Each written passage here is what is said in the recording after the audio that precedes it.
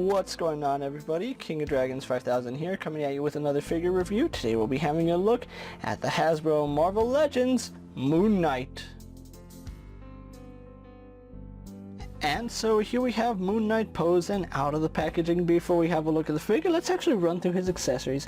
Moon Knight does come with 2 pairs of hands. We do get a pair of fists. Then we get a pair of grip hands. His final accessory are his moonarangs, I guess that's what you can call them. They do look nice and they can combine to form one moonerang, and that does look nice. Otherwise, he doesn't come with anything else, no part of the Infinity Ultron, unfortunately. So, with that out of the way, let's have a closer look at Moon Knight. And so here we have a closer look at Moon Knight. Now this is the MCU version of Moon Knight. He does look very impressive, and I am happy to say that I like his outfit. It's better than most of your standard MCU costumes where they actually did change it up, which I do like that.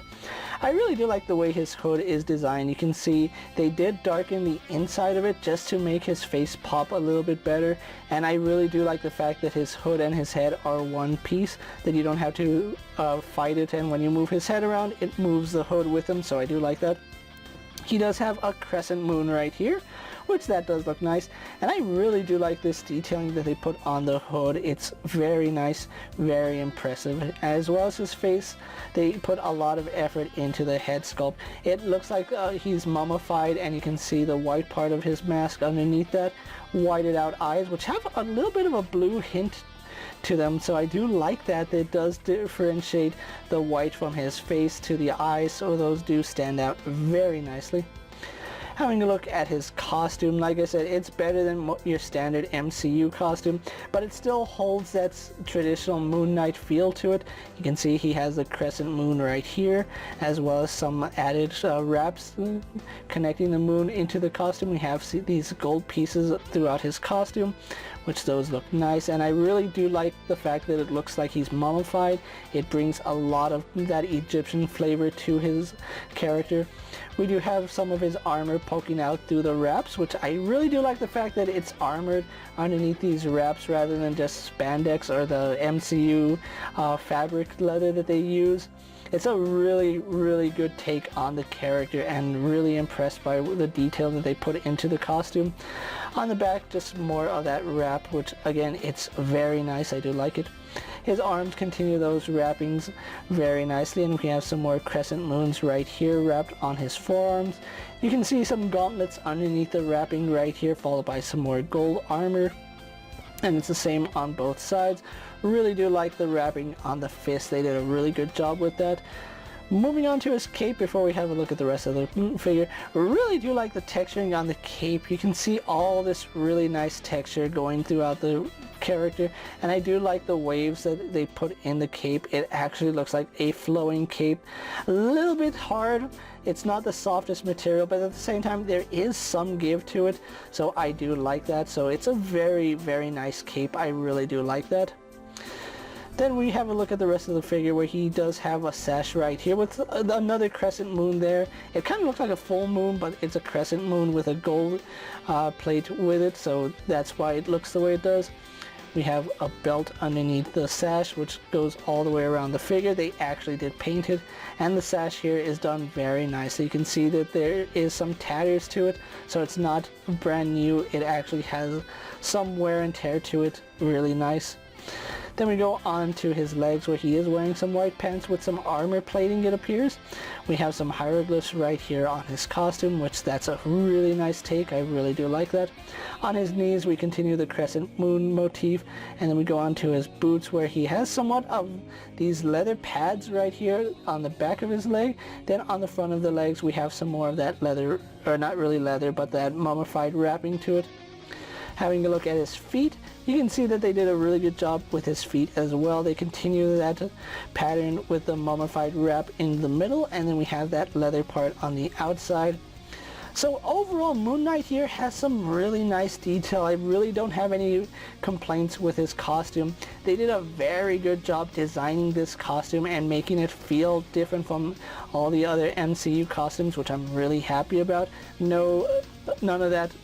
He kind of sort of still has that the vertical line going into the diagonal line, but it's not as noticeable on Moon Knight because there's so much more going on. It just looks very impressive. So with that out of the way, guys, let's actually compare him to other figures you may have in your collection. And so here we have Moon Knight posed next to a Marvel Legends Cyclops and a DC Multiverse Superman. Here we have Moon Knight posed next to a WWE Elite Scale figure and a Mezco 1/12 Collective Popeye the Sailor Man. Here we have Moon Knight posed next to a Lightning Collection White Ranger and a Star Wars Black Series Mandalorian. And for one final comparison, here we do have the MCU Moon Knight posed next to the comic book Moon Knight. So with the comparisons out of the way, let's have a look at Moon Knight's articulation. Now Moon Knight does have a double ball joint here in the head, but unfortunately because of the way his hood is designed, you don't get a lot of range going back.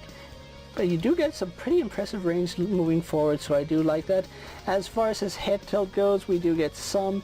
It does work. He does turn left and right, no problem. Ball joint does let his head go all the way around. No butterfly joint, unfortunately. I would like to see more Marvel Legend figures incorporate a butterfly joint because he needs to strike dynamic poses and that does help. So unfortunately, no butterfly joint, but his arms do go out to about right there so he can hit T poses. Does go all the way around. You just got to be careful for his cape. It does interfere with that. As far as the bicep swivel goes, it's a vertical line, so it does break up the sculpt quite a bit, so do be aware of that. As far as his elbow goes, it is double bend at the elbow, but on mine, the top joint is stuck very, very much, and I feel like if I force it, I might break that peg right there, connecting his bicep to his shoulder, but yeah, we do get some really good range there. His wrist is on a hinge and swivel, so it does spin as well as hinge forward and back. Then we do have a ball joint here at his torso, which does let him lean side to side, forward and back. It works really nicely despite the fact his armor comes in here. As far as backwards movement, he does lean back about that far, leans forward only to about right there, which is acceptable. Unfortunately, we don't have any joint right here at his waist. I would have liked to see them incorporate a reverse ab crunch just to help him with some posings. That would really help. For his legs do kick forward to about right there, despite the fact he has a sash. It does move really nicely. Goes back to about right there, out to the side very nicely. He does have a thigh swivel, which works perfectly fine. Double bend here at the knee, going about that far back, so it goes back really, really far. No boot swivel, unfortunately, and as far as the articulation in his foot goes, we just get your standard hinge, which goes back and goes forward, and then we have forward-facing pin for rocker ankle. So overall, Moon Knight here has some pretty good articulation. A little bit stiff in both his arms, unfortunately, but it still works for what you needed to. So with that out of the way, guys, let's actually get Moon Knight posed for my final thoughts, and then we'll wrap up this review. And so here we have the Marvel Legends Moon Knight pose for my final thoughts, and overall I'm really liking the way this figure came out. Hasbro did a really good job sculpting the detailing on this figure.